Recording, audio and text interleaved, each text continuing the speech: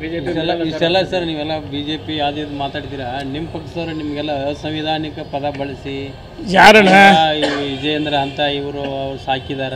ಯಾರಣ್ಣ ಹೇಳಿದ್ದು?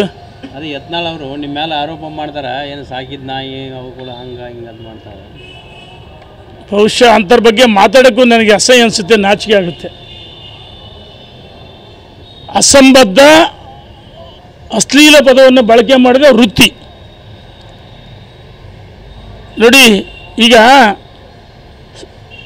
ಈ ಶ್ವಾನ ಹುಚ್ಚು ನಾಯಿ ಅಂತಾರೆ, ಆನೆ ಬೀದಿಗಳೈತೆ, ಆನೆ ಬೀದಿಗಳ್ದಾಗ ಹುಚ್ಚು ನಾಯಿ ಬೋಳ್ತಾ ಇರುತ್ತೆ. ಆನೆ ತೂಕ ಕಡಿಮೆ ಆಗುತ್ತಾ? ಆನೆ ಗೌರವ ಕಡಿಮೆ ಆಗುತ್ತಾ? ಬಹುಶಃ ಸರ್ವಜ್ಞರು ಇದು ನೋಡೇ ಬರೆದಿರಬೇಕು. ಈ ಹುಚ್ಚು ನಾಯಿಗಳು ನೋಡಿ ನಾನು ಹೇಳ್ತೀನಿ, ಅವರು ಏನು ಹೇಳ್ತಾರೆ, ಬೀದಿ ನಾಯಿಗಳು 4 ಜನ ಸಾಕಿದ್ರು. ನಾನು ಕೇಳ್ತೀನಿ, ನಾನು ಯಾವ ವಿಷಯ ಮನುಷ್ಯನ ಹೆಸರು ಹೇಳೋಕ್ಕೂ ಇಚ್ಛೆ ಪಡಲ್ಲ. ನಾಯಿಗಿರ್ತಕ್ಕಂಥ ನಿಯತ್ತು ಮನುಷ್ಯನಿಗಿಲ್ಲ.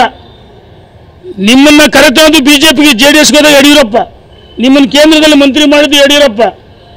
ಹಾಗಾಗಿ ಬೆಳಗಾಂ ಅಧಿವೇಶನದ ಏನು ಉತ್ತರ ಕರ್ನಾಟಕದ ಸಮಸ್ಯೆಗಳ ಬಗ್ಗೆ ಬೆಳಕು ಚೆಲ್ತಕ್ಕಂಥ ಕೆಲಸಗಳು ಆಗಬೇಕಾಯ್ತು, ಅದನ್ನು ಮಾಡಲಿಲ್ಲ. ಪ್ರತಿ ದಿವಸ ಯಡಿಯೂರಪ್ಪ ವಿಜಯೇಂದ್ರ ಅಂತೇಳಿ ಈ ಹುಚ್ಚು ನಾಯಿ ಬಗಳ್ತಾವಲ್ಲ,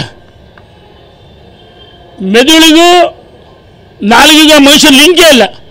ಬೆಳಗಾಂ ಅಧಿವೇಶನ ಮಾತಾಡಿದ್ದೇನು, ಅಧಿವೇಶನದ ಒಳಗೆ ಹೊರಗೆ ಯಡಿಯೂರಪ್ಪ ವಿಜಯೇಂದ್ರ.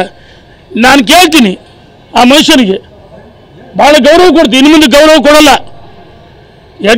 ವಿಜಯೇಂದ್ರನ ರಾಜ್ಯದ ಅಧ್ಯಕ್ಷ ಮಾಡಿದ ಯಡಿಯೂರಪ್ಪ ಅಲ್ಲ, ನರೇಂದ್ರ ಮೋದಿಯವರು, ಅಮಿತ್ ಶಾ, ನಡ್ಡಾ, ಸಂತೋಷಿಯವರು.